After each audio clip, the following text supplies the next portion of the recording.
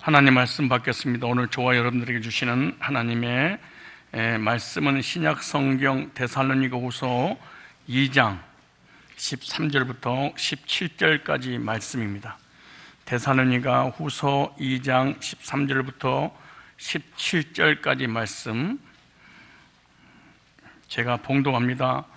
주의 사랑하시는 형제들아, 우리가 항상 너희를 위하여 마땅히 하나님께 감사할 것은 하나님이 처음부터 너희를 택하사 성령의 거룩하게 하심과 진리를 믿음으로 구원을 얻게 하심이니, 이를 위하여 우리 복음으로 너희를 부르사 우리 주 예수 그리스도의 영광을 얻게 하려 하심이니라. 이러므로 형제들아, 굳게 서서 말로나 우리 편지로 가르침을 받은 유전을 지키라.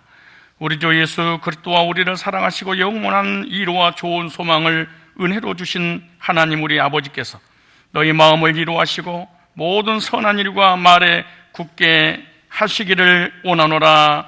아멘. 오늘 본문을 중심해서 흔들지 말고 믿음에 굳게 서라 라는 제목으로 말씀을 증거할 때 하나님 음성을 말씀을 통하여 듣기를 바랍니다. 성산교회 2부 예배 나오신 모든 사랑하는 성도님들, 하나님의 은혜와 평강이 함께 하시기를 축복합니다. 2017년 한 해를 마무리해 가며 2018년 새로운 한 해를 맞이할 준비를 우리는 하고 있습니다. 2017년도 하나님의 귀한 사역을 감당했던 하나님의 사람들, 2018년 역시 변함없이 그 일을 감당하게 될 텐데, 하나님께서 이루하시고 또 기억하고 계시사 보상해 주시고 또 그 사역을 감당할 수 있도록 힘도 능력도 주실 뿐만 아니라 늘 함께 동행하여 주실 줄로 믿습니다. 그 하나님의 이 놀라운 은혜와 말씀으로 오늘도 새롭게 힘을 얻고 소망 가운데 주님을 찬양하는 하나님의 사람들이 되시기를 축복합니다. 우리는 이렇게 편안하게 신앙생활을 하고 있지만 마음 놓고 기도하고 마음 놓고 예배드리고 마음 놓고 찬양하고 헌신하고 봉사하고 열심을 내서 하나님을 섬기는, 전도할 수도 있고 헌신할 수 있습니다. 그러나 초대교회 당시에는 이렇게 내가 예수 믿는다는 이 하나 때문에 무수히 많은 핍박을 받는 그런 시대였습니다. 예수 믿는다는 이 하나 때문에 재물을 다 빼앗기게 되고, 그리고 사랑하는 부모님이, 사랑하는 자녀들이 사자밥이 되어서 그리고 화형을 당해서 무수히 많은 순교자들이 나왔습니다. 그래서 초대교회 당시 이 엄청난 핍박과 시련과 이 환난과 이 고난으로 인하여서 믿음을 가지고 있었던 하나님의 사람들이 믿음이 흔들리게 되고, 그 믿음이 흔들림으로 인하여서 교회를 떠나고 하나님을 떠나는 그런 일들이 많이 일어나게 되었습니다. 예를 들어서 500문도가 초대교회 마가 다락방에 있었는데 380명은 다 떠나가고 120명밖에 남지 않았던, 그렇게 믿음이 좋았던 사람도 핍박과 환난과 고난이 오니까 그 핍박과 환난과 고난을 이겨내지 못하고 믿음이 흔들리는 것을 보게 되어집니다. 이렇게 핍박과 환난이 있을 때 정말 우리에게 필요한 것이 있는데, 그 필요한 것은 흔들리지 않는 견고한 믿음입니다. 바람을 불고 태풍이 치고 환난이 오고 엄청난 비바람이 몰아친다 할지라도 언제나 변함없이 그 자리를 지키는 큰 바위처럼 저와 여러분의 신앙도 어떤 고난이 오고 어떤 핍박이 오더라도 반석처럼 흔들지 않는 견고한 믿음이 필요하게 될 줄로 믿습니다. 지금은 초대교회처럼 이렇게 핍박과 이 고난이 오지 않는다 할지라도 무엇보다도 흔들리지 않는 견고한 믿음이 이 말세에 저와 여러분에게 필요할 때가 아니겠는가, 이런 생각을 가져봅니다. 어떠세요? 세상적인 어떤 종교적인 탄압이 우리 가운데 오지 않는다 할지라도, 여러분이 이 자유로운 나라에서 자유롭게 신앙생활을 한다고 해서 우리의 믿음이 견고하게 세워진 것만큼은 사실 아닙니다. 때로는 신앙이 흔들릴 때 있고 믿음이 전혀 없는 불신자처럼 살아갈 수밖에 없는 그런 우리의 믿음을 우리 스스로 보게 될 때가 많이 있습니다. 하나님께서는 성도들에게 원하신 것이 있습니다. 그 원하신 것이 뭐냐? 바로 흔들리지 않는 견고한 믿음을 하나님이 원하시고, 흔들리지 않는 견고한 믿음을 우리 하나님은 기뻐하시는 것입니다. 바울은 고린도 교인들에게 고린도전서 16장 13절 말씀 보니까 깨어 믿음에 굳게 서서 강건하여 지고 믿음에 굳게 서라 이렇게 말합니다. 반대로 얘기하면 믿음이 굳게 서지 않을 수도 있게, 믿음이 흔들릴 수도 있기 때문에 굳게 서라 이렇게 반복해서 하신 말씀들이 많이 있습니다. 바울 사도는 오늘 본문의 데살로니가 성도들에게 편지를 쓰면서 믿음에 굳게 서라 이렇게 부탁까지 하고 있습니다. 굳게 선다는 것은 흔들리지 않는 견고한 믿음을 말씀하고 있습니다. 태풍이 불고 파도가 쳐도 흔들리지 않는 바위처럼 하나님 안에서, 믿음 안에서 견고한 믿음을 사도 바울이 원하고 있었고, 우리 하나님께서 그런 믿음을 기뻐하신다 이렇게 말합니다. 오늘 저와 여러분 하나님을 믿는 믿음 안에서 굳게 서길 바랍니다. 오늘 저와 여러분 복음의 말씀 앞에 굳게 서시길 바랍니다. 하나님의 말씀 안에, 진리 안에 굳게 서시기를 바랍니다. 하나님의 생명의 말씀에 굳게 서시기를 축복합니다. 끝까지 굳게 서는 사람이 승리하는 사람입니다. 맨 마지막에 웃는 사람이 진짜로 승리하는 사람인 것처럼 맨 마지막에 까지 승리할 줄 아는 그런 사람이 믿음의 사람이 아니겠습니까? 물론 구원받았어도 흔들릴 수 있습니다. 그래서 흔들리지 말아라.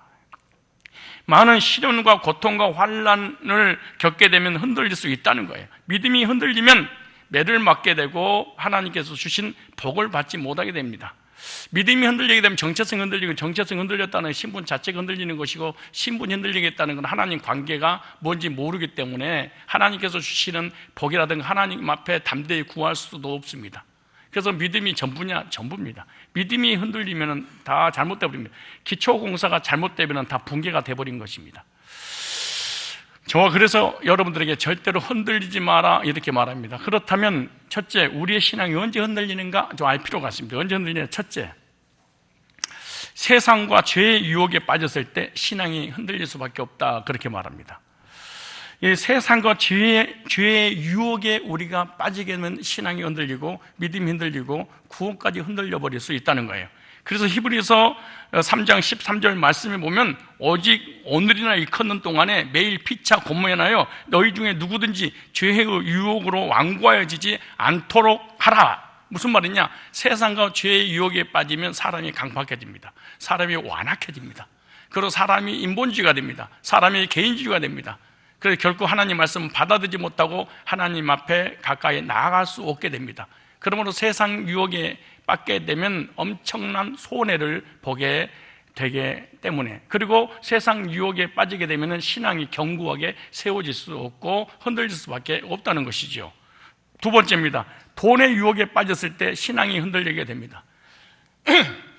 오늘 디모데전서 6장 10절에 보니까 돈을 사랑함이 일만하게 뿌리가 되나니 이것을 탐내는 자들은 미혹을 받아 믿음에서 떠나 많은 근심으로 자기를 찔렀도다. 근심 걱정 염려하면서 살아가는 교인들의 특징이 뭐냐? 그것이 바로 돈을 사랑하기 때문에 그렇다는 겁니다.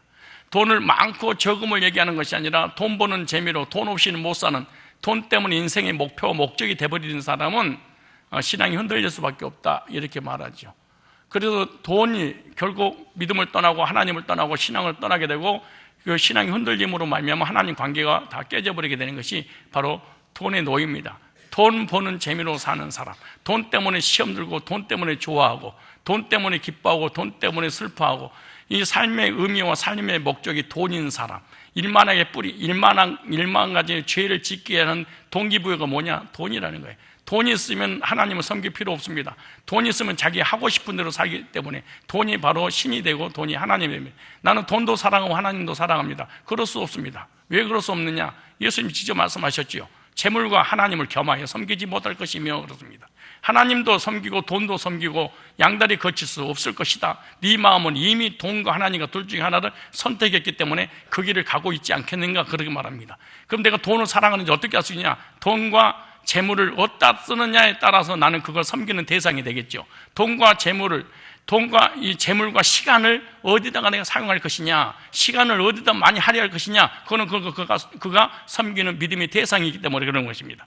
내가 돈 버는 일에 시간과 물질과 나의 모든 삶을 투자하고 있다, 그럼 이 사람은 사실은 돈이 자기 하나님이고 돈이 우상입니다. 내가 하나님을 위하여 시간과 물질을 드리고 있다, 그럼 이 사람의 믿음의 대상은 하나님인 것입니다. 여러분, 믿음의 대상이 누구라고 생각하십니까? 하나님입니까? 세상입니까? 돈입니까? 하나님입니까?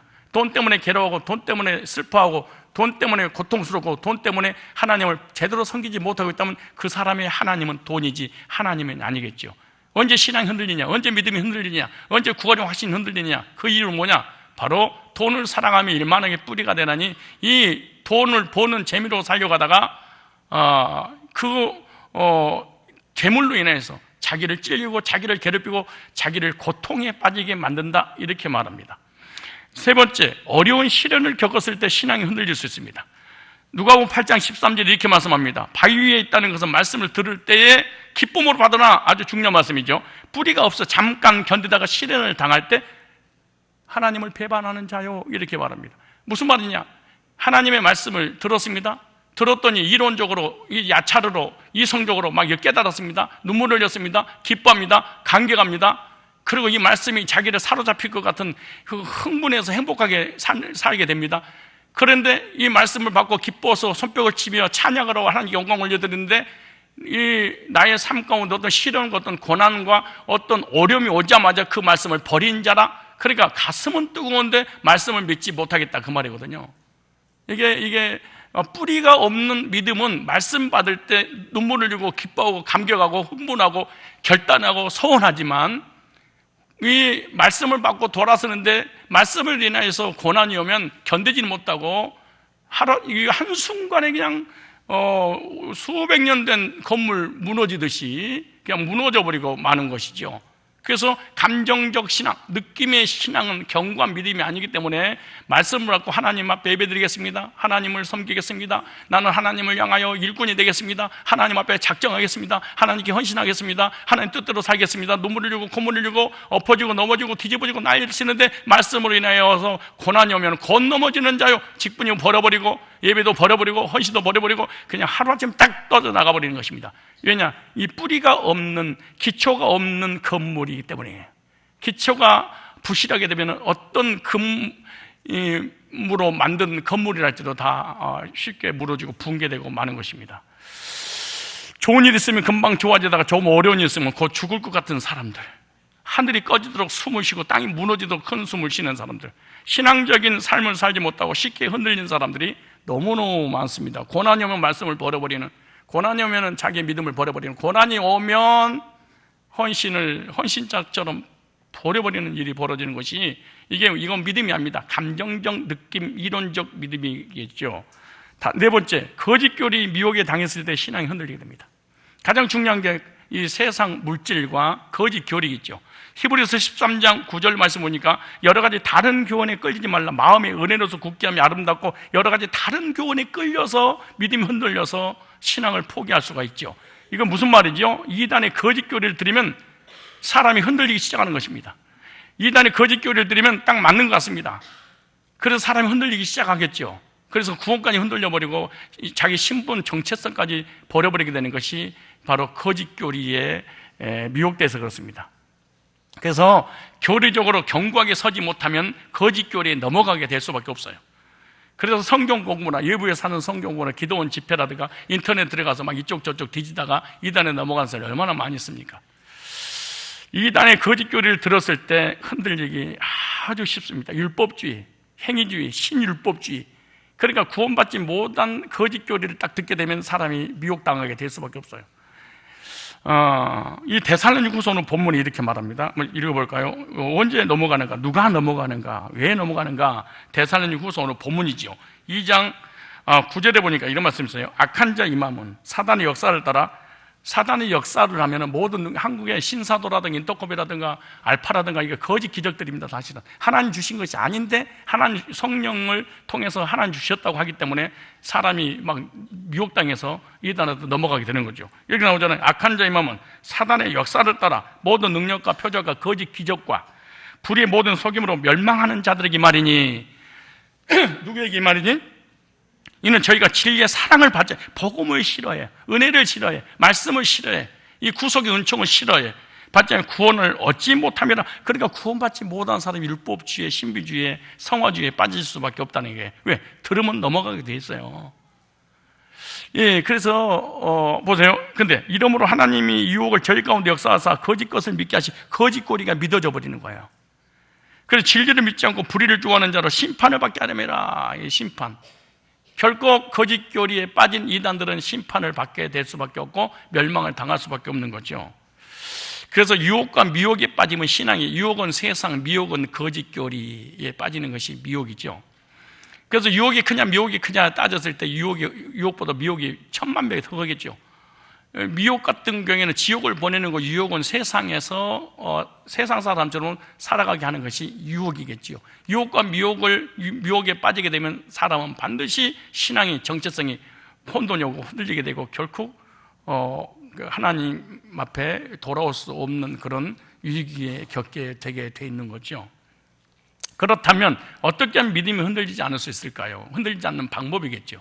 지금까지 이런 요소들이 흔들리겠다. 여러분 스스로 여러분 자신을 생각이 언제 흔들렸는가 투말할 것도 없는 이런 요소가 있을 때 흔들리는데 성경에서 흔들리지 마라. 그럼 언제 흔들리지 않을 수 있느냐? 첫째, 오늘 14절 15절 보니까 복음은 기초가 아니에요. 잘 보세요. 언제 흔들리지 않는가? 자, 13절 보세요. 시작. 주의 사랑하시는 형제들아, 우리가 항상 너희를 위해 마땅히 하나님께 감사할 것은, 목회자가 감사할 성도가 있다는 거죠. 감사할 것은 하나님이 처음부터 너희를 모아서 택하사, 하나님께서 만세전에 창세전에 택함받은 백성이 있어요. 있는데 근데 택함받은 백성은 하나님 때와 하나님의 계획과 하나님 섭리 가운데 어떤 일이 벌어지냐? 성령의 거룩하심과 성령께서 진리를 믿을 때 거룩하도록 어렵게 만들어주는 거죠. 진리를 믿음으로 구원, 성령이 오시면 진리가 믿어져요. 성령이 오시면 복음 믿어져요. 성령이 오시면 사람을 거듭나게 성령이 오시면 어렵게 만들어. 성령이 오시면 천국의 확신을 갖도록 하죠. 이런 사람 누구죠? 택함받은 백성이겠죠. 그런데 그런 사람 택함받은 백성은 어떻게 부르시냐? 부르시면 달라요. 14절에 이를 위하여 우리 복음으로 너희를 부르사. 그런데 이거 보세요. 2장 8절로 13절까지 부르심이 다르지요. 하나는 방언과 예언과 환상과 기적과 병 고치는 것과 기절하는 것, 넘어뜨리는 것과 이런 은사로 불렀는데 이 부름이 달라요. 사단이 부르는 것은 어떻게 부르는 거예요? 거짓 기적, 거짓 교리, 거짓 능력, 거짓 은사로 이런 뭔가 표적과 능력을 보여주면서 하나님을 믿게 만드는 거야. 이게 사단의 역사입니다. 근데 하나님이 택함받은 백성은 그렇게 기적과 능력과 이적으로 부르지 않아요. 뭘로 부르냐? 복음으로 너희를 부르사. 비교를 딱 해놨어요. 헷갈리지 않도록. 복음으로 너희를 부르사. 우리 주 예수 그리스도의 영광을 얻게 하라 하심이라 이렇게 말하죠. 그래서 15절에 시작. 이러므로 형제들아 굳게 살아. 굳게 살아 형제들아. 굳게 서서 말로나 우리 편지로 가르침마다 유전을 지키라. 첫째, 구속의 복음을 통해 구원의 확신을 가질 때 흔들리지 않습니다. 그래서 구원의 확신을 가져야 됩니다. 구원의 확신이 전부냐? 전부인 것입니다. 전부인 것입니다. 이것이 안 되면은, 맞아, 기초가 안 되는데 어떻게 집을 짓습니까? 기초 공사가 안 됐는데 어떻게 건물을 올립니까? 기초가 안 됐는데 어떻게 거기가 양육이 가능하겠습니까? 그렇지 않겠습니까? 그래서 15절에 사랑하는 형제들이여 이 말을 구원받았잖아요. 구원의 복음을 듣고 구원의 확신을 가졌다면 구원받았기 때문에 굳게 서서 흔들리지 말아라. 이러므로 형제들아 구원받았냐? 그럼 구원받은 그 내용에 굳게 서야지 이렇게 말하는 거예요. 구원의 확신은 무엇을 통해서 얻는 거예요? 14절 15절 보니까 복음을 듣고 들은 복음에 굳게 서면 구원을 받는 거예요. 복음을 들었냐? 복음의 내용이 뭐냐? 구원론이잖아요. 구원론을 믿었냐? 그럼 구원받은 거죠. 그럼 굳게 서는 거죠. 복음을 듣고 들은 복음을 통해 구원의 확신에 굳게 서면 절대로 흔들리지 않습니다. 왜 신앙이 흔들리냐? 구원이 흔들리는 것입니다. 복음을 듣고 그 말씀에 굳게 서면 흔들리지 않는 믿음을 갖게 되는 것이죠. 그래서 우리는 복음으로 구원받고 하나님의 영광을 얻게 되는 하나님의 사람들인 줄로 믿습니다. 시간이 없지만 여러분들은 찾지 않고 저만 찾은 내용을 읽어드리겠어요. 고린도전서 15장 2절 말씀 보니까 너희가 만일 내가 전한 그 말을 굳게 지키고 복음을 전했던 것을 굳게 지키고 헛되이 믿지 아니하였으면 그로 말미암아 구원을 뭐하리라? 받으리라. 복음을 구원론을 전해서 바울이 근데 그 들은 복음을 한 귀로 듣고 한 귀를 흘려버리고 이론적으로 들었다면 구원받지 못했지만 너희들이 실제로 이것이 복음이 너를 살리는 생명의 말씀이라고 믿었다면 너는 구원을 받았으리라. 골로새서 2장 7절 말씀 보니까 그 안에 뿌리를 박으며 세움을 받아 교훈을 받은 대로 믿음에 굳게 서서, 데살로니가전서 3장 8절 말씀 보니까 그러므로 너희가 주 안에서 굳게 선즉 우리가 이제는 살리라. 그래서 너희가 주 안에서 굳게 선즉, 히브리 4장 14절 말씀 보니까 그러므로 우리에게 큰 대제사장이 계시니 승천하신 자 곧 하나님의 아들 예수시다. 우리가 믿는 도리를 굳게 잡을지어다. 구원받은 그 여러분이 기초라고 생각은 그거 굳게 잡아라. 그거 잡지 않으면 절대로 신앙을 제대로 하나님을 위해서, 하나님 영광을 위해 천국을 소망하며 살아갈 수 없다는 거죠. 히브리서 10장 23절 말씀 보니까 또 약속하시는 이를 믿으시니 우리가 믿는 도리의 소망을 움직이지 말며 굳게 잡고 구원의 복음을 들었는가? 그럼 그 구원의 복음을 듣고 그게 믿어졌는가? 그리고 그 믿어졌던 그 복음을 확신했는가? 그럼 거기에 흔들리지 말라는 거예요. 어떤 미혹이 와도 어떤 유혹이 와도 흔들리지 말라, 이렇게 말씀하는 거예요. 그래서 근데 구원을 받고 구원의 말씀에 그 기초석이 딱 세워졌어. 건물을 짓기 위해서 어떤 기초공사가 끝났어. 그럼 거기다 건물 올려야 되잖아요. 마찬가지, 구원받았냐? 그럼 양육받아라, 이렇게 말하는 거예요. 구원받았다면 구원의 소망과 감격이 계속 있어야 됩니다. 그렇지 않으면 흔들려 버리는 거예요. 볼까요? 골로새서 1장 23절 말씀 보면, 자, 골로새서 1장 23절 말씀에 만일 너희가 믿음에 거하고 터위에 굳게 서서 너희 들은 바 복음의 소망에서 흔들리지 아니하면 그리하리라. 너희가 믿음에 거하고 터위에 굳게 서서 너희 들은 바 복음의 소망에서 흔들리지 아니하면, 그 뭔 말이에요? 흔들린다. 뭐 때문에? 거짓교리에, 뭐 때문에? 율법주의에, 뭐 때문에? 세속에, 뭐 때문에? 미혹에, 뭐 때문에? 유혹에. 이게 흔들린다. 흔들리지 마라, 이러는 거죠. 신앙을 흔들리지 않게 하는 터는 복음이고, 신앙이 흔들리지 않는 터는 뭐냐? 구원의 확신이라는 거예요. 구원받고 나서 구원의 감격이 지속적으로 이루어질 때 흔들리지 않습니다. 지속적으로 구원의 감격을 갖고 있는 사람은 흔들리지 않지요. 구원의 소망에 굳게 서야 흔들리지 않죠. 구원의 확신을 가졌어요? 구원의 감격이 있어요? 천국의 소망을 가졌어요? 그러면 절대로 거짓 교리와 세속에 물들거나 미혹당하지 않을 거야 라고 하는 거죠. 우리는 복음에 굳게 서고 있는가? 정말 구원의 소망이 확실한가? 복음에 굳게 서 있지 못하면 거짓 미혹에 흔들릴 수밖에 없다는 거예요. 세상 풍습에 흔들릴 수밖에 없다는 거예요. 그래서 복음의 감격이 지속되지 않으면 나도 모르는 사이에 믿음이 다 떨어져 나가는 거죠. 그래서 신앙을 견고히 세워주는 것이 뭐냐? 구원의 확신이다. 그리고 신앙이 견고하게 세워지지 않는단 말이 무슨 말이냐? 구원의 확신이 없다. 난 있는데요? 거짓말입니다. 절대 그럴 수 없습니다. 복음에 서 있지 않으면 신비한 체험을 시켜주면, 구원의 확신이 없으면요, 신비한 체험은, 기적은 절대로 믿음을 세워주지 않아요. 기적은 하나님을 두려움을 갖게 만들어. 그러나 인격적으로 만나지 않아요. 이 말이 멋있는 말인데 여러분 못 알아들어서 그러는데, 기적은 하나님을 두렵게 만들 수 있습니다. 시욕을 두렵게 만들 수 있습니다. 하나님이 살아계신다, 다 보고 있어. 두려움과 불안과 공포에 하나님을 섬길 수 있어. 그러나 인격적으로 사랑의 하나님 만날 수 없습니다. 하나님은 기적을 통해서 우리 믿음을 주지 않아요. 잘 해주지 않아요. 공포를 줘서 관계를 회복시키지 않아요. 경각심을 줘서 관계를 회복시키지 않아요. 사랑으로 다가오시. 부모가 자녀가 잘못했으면 두려움과 공포를 주면서 뜨거운 물을 확 보면서, 네가 내 아버지다, 내가 이놈아 똑바로 살아, 이렇게 억압하고 강압적으로 공포를 달달 떨게 하면서 이렇게 하나님, 부모님이 없듯이 하나님은 그렇게 하지 않습니다. 율법주의 성향을 가지고 있는 우리 인간들이 하나님을 두려운 하나님, 무서운 하나님. 그래서 신령과 진정으로 예배 드릴지니, 그래서 나온 거예요. 신령, 진정, 진정이라 예배시랍니다. 언어도 잘못, 이게 언어 문제도 아니지만은 그렇게 하는 게 아닌 사실은. 거듭난 영이 예수 이름으로, 예수가 누군 줄 아냐? 그 이름으로 하나님을 예배드리라, 그 얘기지. 야, 예배 시간이다, 경건해, 가만히 있어, 움직이지 마, 숨도 안 쉬는 이런 게 아니에요. 몰라서 그렇지. 구원의 확신을 흔들리지 않는 신앙 가지시기를 주의 이름으로 축원합니다. 베드로서 1장 10절을 찾아볼까요? 베드로서 1장 10절. 자, 당시에 말세를 만난 교인들에게, 핍박받는 교인들에게 베드로 사도가 전했던 메시지죠. 베드로서 1장 10절에 그러므로 형제들아 더욱 힘써 너희 부르심과 택하심을 굳게 하라. 오늘 설교 제목이 뭐하라? 굳게 하라. 부르심과 택하심을 굳게 하라. 택함 받았구나. 구원을 내가 붙잡는 게 이게 아니구나. 이거 나를 만세전에, 창세 전에 나를 택했구나. 그럼 목사님, 창세 전에 뭐가 있었어요? 다음에 알려드릴게요. 이게요, 도대체 창세 전은 어떤 사건이 있었는가? 뭐가 있었는가? 창세, 영원전, 태초 전에 어떤 일이 벌어졌는가? 어찌됐든 부르심과 택하심을 굳게 하라. 너희가 이것을 행한 지가 언제든지 흔들리거나 실족하지 않을 거야.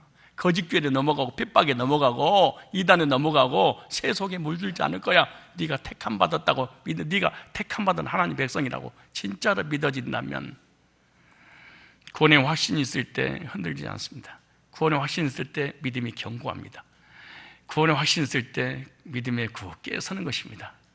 만약에 여러분 가끔가다 우리 교인들을 보면 나한테 그래, 목사님 그 기초만 하고 자빠졌어요. 맨날 그 기초만 하고. 그러면 너는 진짜 기초면은 그 기초 위에 건물이 올라가듯이 너의 기초가 진짜 구원이 기초가 아무것도 아니라면 그 기초 위에 너의 인격과 너의 믿음과 너의 신앙과 하나님을 예배드리고 말씀을 사모하고 성도하고 관계 속에서 영혼을 사랑하고 정말로 복음을 사랑하고 이런 것이 터 위에 세워졌어야 돼. 근데 아무것도 없으면 기초야.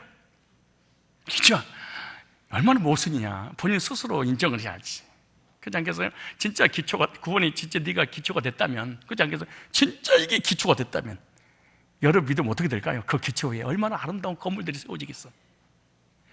믿음의 터 위에, 구원의 터 위에 하나님 관계, 사랑과의 관계, 네 자신과의 관계, 예배를 드리고 찬양하고 기도하고 헌신하고 하나님을 위해서 섬기고 싶은 이런 몸부림이 있지 않겠습니까? 근데 이건 아무것도 없으면 그 기초가예요. 그리고 아무것도 아니, 그런 말을 만약에 이렇게 해야 돼. 진짜로 예배드리고 말씀을 사모하고 영혼을 사랑하고 천국을 소망하고 성도하고 이 아름다운 교제를 나누고 정말로 성령이 충만한 그런 상태에 있는 사람이 구원은 기초야. 그럼 내가 무릎을 꿇고 맞습니다. 기초입니다. 자연하고 내가 인정합니다. 그런데 기초라고 하는 사람 믿음 자체가 없습니다. 이해도, 간용도, 용서도, 도포주심도 아무것도 없습니다. 없습니다. 하나님을 사랑하고 복음을 사랑하고 교회를 사랑하고 영혼을 사랑하고 주님을 위해서 봉사하고 아무것도 없습니다. 그걸 기초야. 기초가 세웠으면 얼마나 아름다운 반석 위에 집이 세워지는 거예요. 믿음의 반석 위에 얼마나 아름다운 신앙의 열매가 맺을까요? 사랑과 희락, 화평, 오래 참고, 자비요, 양성과 충성, 온유와 절제니 이런 법이 없느니라. 성령의 9가지 열매가 줄줄줄 맺어지겠지. 성령의 9가지 열매는 능동이 아니고 수동태입니다. 거듭날 때 9가지 열매를 가지고 들어오셔서 하나님 관계와 내 자신과의 관계, 사람의 관계가 자동으로 풀어나가는 것이지, 내가 기도해서 얻어지는 열매가 아니에요. 성령은 수동태로 오는 것이지. 뭐 할 때? 거듭날 때. 소 귀딱이 주고 쌔바닥 주세요 그러지 않아. 소 대가리 주세요. 그럼 대가리 소리에 귓구멍부터 시작해서 코, 입, 눈깔 다 한꺼번에 딸려 들어오듯이 거듭나면 성령이 가지고 들어와서 열매를 맺혀주든 나타나는 현상으로 되는 것이지, 아버지 성령의 열매를 자 이런다고 오는 게 아니야. 거듭나야 돼. 거듭나야 됩니다. 자, 그렇다면 믿음에 굳게 서려면 두 번째, 구원 받아야 되고 구원의 감격이 있어야 되고, 두 번째, 말씀의 가르침을 받아야 됩니다. 말씀으로 성장해야 됩니다. 말씀으로 계속 가르침을 받고 양육받아 성장해야 복음에 굳게 설 수 있습니다. 말씀을 듣는 사람과 듣지 않는 사람의 얼마나 차이가 많이겠습니까? 여러분, 믿음이 자라지 않는 사람, 잃었던 신앙, 잃었던 은혜가 회복 안 되는 성도가 있죠. 그게 왠 줄 아세요? 말씀으로 양육이 안 돼서 그렇죠. 여러분, 우리의 신앙 회복의 비결이 뭔지 아세요? 예배 시간에 한 번도 빠지지 않고 참석하기만 해도 신앙이 성장하지요. 주일 예배 빠짐없이 나와서 말씀으로 도전받고 하나님을 느끼고 신령한 영향을 받아야 됩니다. 무슨 말인지, 사람은 영향력 싸움인데 누구의 영향받는 데 따라서 사람이 영향받고 그렇게 행동하게 되는 거예요. 하나님께 영향받으면 하나님이 충만해서 하나님을 전할 것이고, 사람에게 영향받고 세상에 영향받으면 세상 얘기를 하지 않겠어요? 영향 싸움이에요. 그래서 영향 받으면 어떻게? 하나님께 나와야 되지 않겠어요? 말씀을 통해서 하나님으로부터 오는 영향을 받지 못하고 세상적인 영향만 받기 때문에 영성회복이 안 되는 겁니다. 그런데 오늘 본문에 보니까 다시 어떤 가르침을 받아야 되냐, 15절에 이렇게 말합니다. 이러므로 형제들아 굳게 서서 말로는 우리 편지로 가르침을 받는 유전을 지켜라. 예, 하나는 구원에 대해서, 또 하나는 삶에 대해서 배워야 됩니다. 구원받았냐? 그리스도인. 구원받은 사람 어떻게 살아야 될 것인가? 그리스도의 삶, 그리고 그리스도인이라고 그렇게 말하잖아요. 그래서 디모데후서 3장 12절에 보면은 또 17절까지 두 가지 말씀하고 있습니다. 성경은 너를 거듭나게 할 것이다. 두 번째, 너를 성장시킬 것이다. 왜 성장이 안 되냐? 이 사람이 성장이 안 돼. 여러분, 구원 성장하지 않는 건 잘 봐야 됩니다. 첫째, 거듭난 적이 없습니다. 그런데 거듭난 적이 없는, 다시 말해서 이 나무가 죽은 나무에다가 물을 주면 더 빨리 썩어버립니다. 여러분, 사람이 구원받지 못했는데 말씀을 양육을 받아. 그럼 교회를 엎어버립니다. 왜? 알기 때문에. 여러분, 그래서 머리가 똑똑하고 성경을 좀 안다 싶은 사람은 아멘 한다는 것이, 예수님 오셔도 아멘 안 해요. 왜? 내가 알고 있는데 뭐. 이게 알고 있는 이 병이 얼마나 무서운 병인지 모릅니다. 여러분, 사실은 여러분 찬양하고 이럴 때는 아멘 하면 그래도 이거는 영이 아니잖아요. 야차르잖아요. 혼과 육이 반응하는 거잖아. 여러분, 영이, 지금 우리가 찬양하고 기도할 때, 울 때 영이 울어요? 혼이 울어요? 눈에서 눈물 나와? 영에서 나와요? 사람이 착각하는 거야. 흥분해놓고 내가 은혜 받았다고 생각을 해. 그건 은혜가 아니에요. 혼이 감동을 먹어서 울고, 울었다가 기뻤다가 넘어졌다가 자빠졌다가 혼과 지 생각과 지 몸이 그러는 것이지, 영은 민감해요. 하나님의 말씀에 반응, 하나님과 소통이잖아요. 그래서 하나님 말씀으로 구원받고 말씀으로 양육받아야지 신앙이 흔들리지 않고 견고하고 굳게 서게 되는 거예요. 그래서 가르침을 받는 것을 어떻게 해야 되느냐? 가르침 받은 유전을 지켜라. 유전을 지켜라, 이 말은 들은 말씀을 삶 속에 적용해라, 그 말이잖아요. 그래서 우리는 2000년 전에 바리새인이 있었던 것처럼 이 시대도 바리새인들이 많습니다. 바리새인이 뭐냐? 듣고 적용을 하지 않아. 적용 안 해도 괜찮아요. 말씀을 들을 때 판단만 하고 있어. 오늘은 설교가 그래도 명쾌하네. 오늘은 아주 설교가 논리적이네. 이번에 여기다 예화를 하나 좀 더 들었으면 좋았을 텐데, 그럼 네가 나한테 설교 좀 더 길게 해야지 예화를 들지. 이거 이번에는 너무 강하네. 이번에는 나를 혼내네. 이번엔 부드럽네. 이게 적용은 2번 치고 아예 하나님 말씀을 듣지도 않아요. 그런데 뭐라고요? 유전은 뭐해라? 지키라. 그럴 때 가르침을 받은 말씀을 삶 속에 적용할 때 어떻게 된다? 굳게 선다. 흔들리지 않는다. 견고한 믿음을 갖게 된다. 그렇게 말합니다. 그래서 가르침 받은 유전들이 뭐냐? 첫째, 주일 성수는 꼭 지켜야 됩니다. 여러분요, 일주일에 한 번 예배는 드리는데 일부 예배 드리고 2부 놀러 가야지. 어떻게 그렇게 사십니까, 진짜? 아니, 생각해봐요. 신앙생활 50년 하면서 주일만큼 내가 하나님 드리겠다. 내가 죽어도 주일은 지키겠다. 이렇게 하지. 왜 안 드리냐? 하나님을 사랑하는 마음이 없어. 왜 말씀을 적용하지 않느냐? 그분 사랑하는 그분의 말이 아니니까 그래. 사랑하는 사람의 말은 꼭 들어주고 싶거든. 근데 미운 사람이 자꾸 뭘 시켜? 안 들어주고 싶거든. 여러분, 아내의 말을 남편이 안 듣는다. 안 사랑해서 그런 거야. 그게 맞아요? 꼭 맞아요.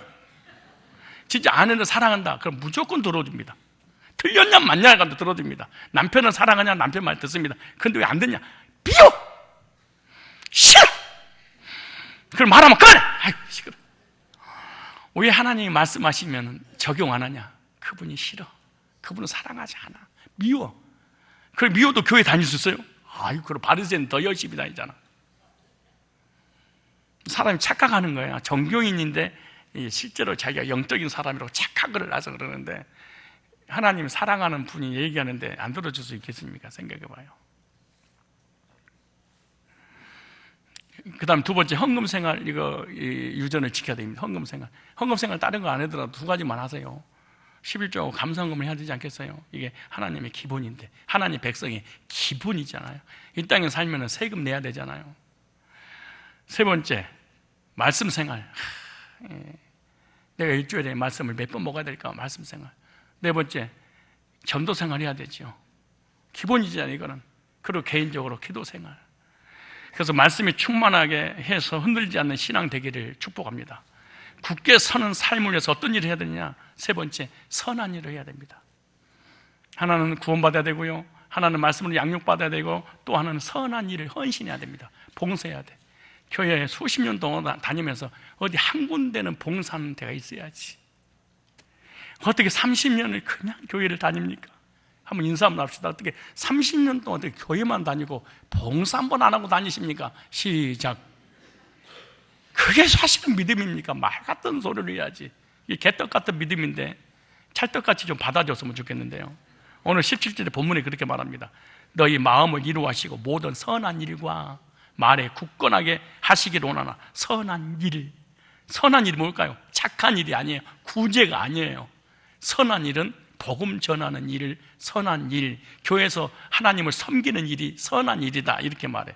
있을까요? 그럼요. 에베소서 2장 10절에 우리는 그가 만드신 바라 그리스도 예수 안에서 선한 일을 위하여 지으심을 받은 자니 이 일은 하나님께 전에 예비하사 우리를 그 가운데서 행하게 하리. 만세전에, 창세전에 선한 일, 복음 전하고 하나님 섬기게 하려고 만세전에 창조할 때 나를 그렇게, 이 마이크의 사명이 뭐예요? 왜 이 마이크를 만들었어요? 소리나게 하려고. 왜 하나님 우리를 구원했어요? 왜 택했어요? 왜 창조했어요? 구원받고 복음을 전하는 선한 일과 하나님을 섬기는 선한 일을 하게 하려고 하나님 택했대. 그러니까 구원받은 난 예배도 싫고요, 난 말씀도 듣는 거 싫고요, 하나님 복음 전하는 거 싫고요, 말씀 듣는 거 싫어요. 사실은 죄송합니다, 안 받은 겁니다.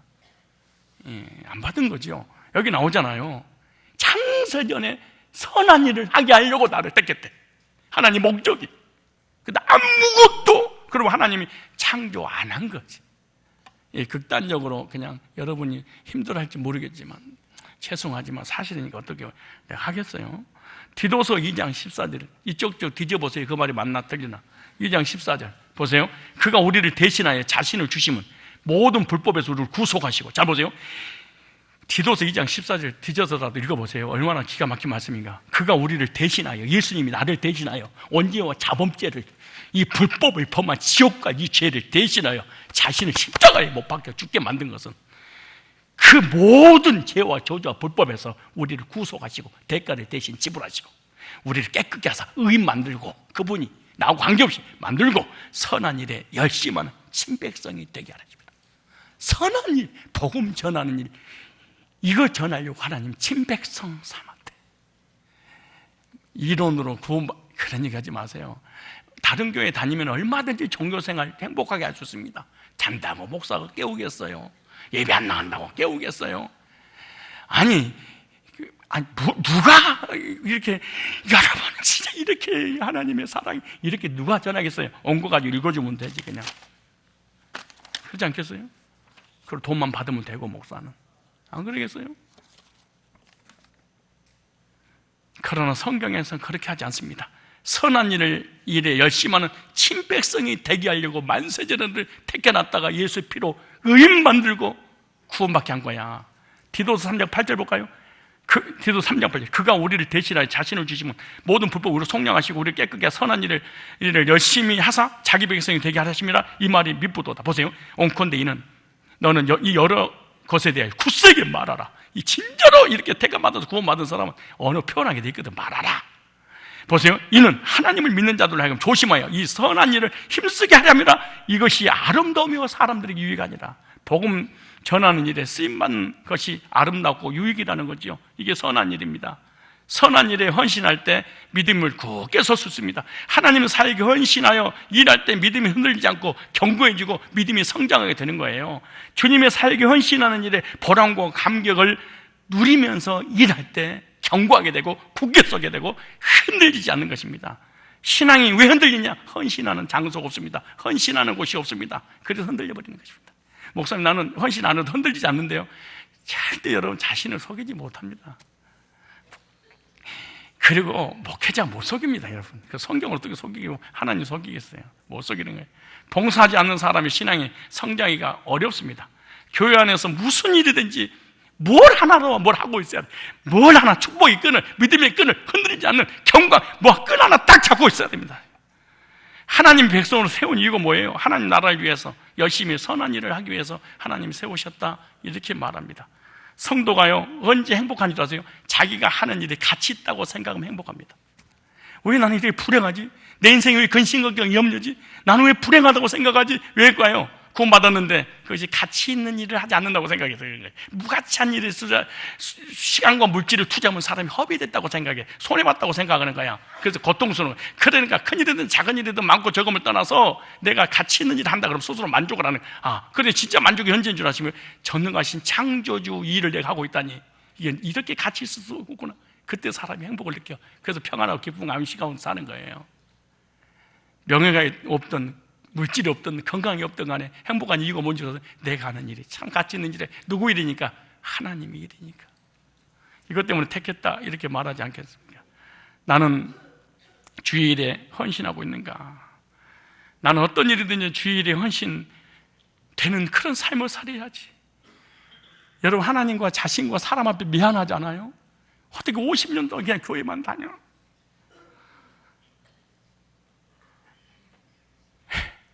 아니, 어떻게 50년 동안 대한민국에 살면서 세금 한 번도 안 내고 살아? 이런 사람이 어떤 사람이에요? 옛날에는 거지, 요즘 표현은 뭐라 그러죠? 옛날에 거지라고 하는데 지금 뭐라고 그래요? 노숙자. 요즘 사람들이 너무 인권 해가지고 표현을 너무 아름답게 써서 그렇지, 지금 거지야. 세금 내지 않고 얻어먹는 거. 언제까지 얻어먹고 사십시오, 하나님 나라의 백성들이. 여러분과 여러분 자신을 위해서 무엇인가 헌신한 일에 쓰임 받아야 됩니다. 고린도전서 15장 58절에 이렇게 말씀하시죠. 그러므로 내 사랑하는 형제들아, 견실하며 흔들지 말고 항상 주의 일에 더욱 힘쓰는 자들 되라. 이는 너희 수고가 주 안에서 헛되지 않는 줄 하나님의 일에 힘쓰는 자가 되어라.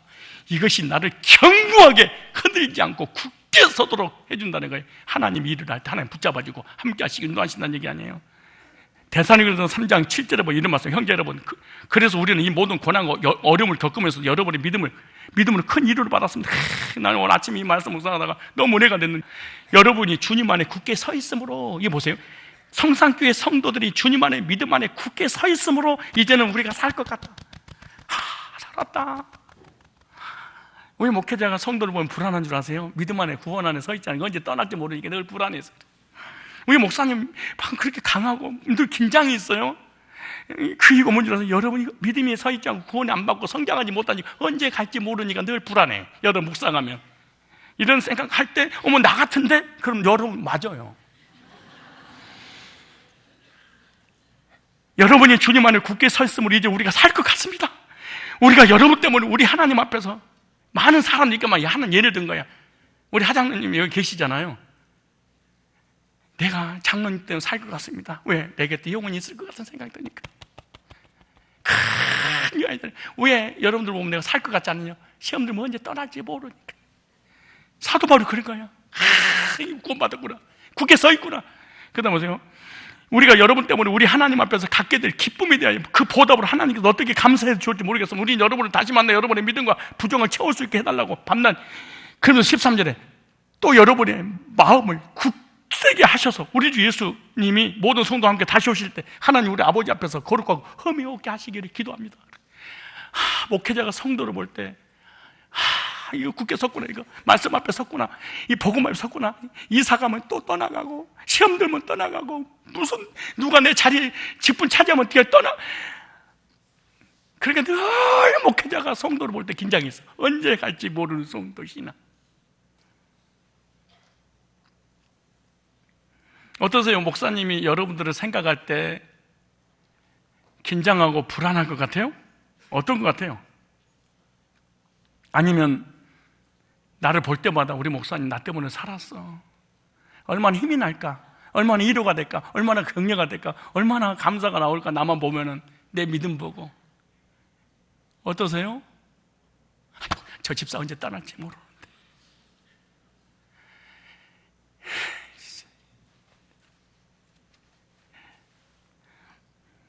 마지막 하나, 흔들리지 않는 성도에게 굳게 선 믿음을 가진 자에게 복을 주십니다.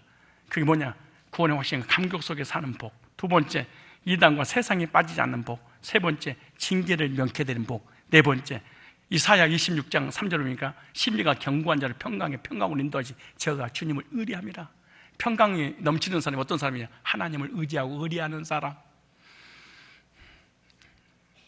굳게 선 사람은 어떤 복을 주시냐? 하늘에 상급을 주신대. 히브리 11장 6절에 그가 반드시 계신 것과 그를 찾는 자에게 상 주심이심을 믿어야 할지니라. 하나님 상 주신다는 거예요. 2017년 새로운 한 해를 보내고 2018년 새로운 한 해를 맞이하게 될 것입니다.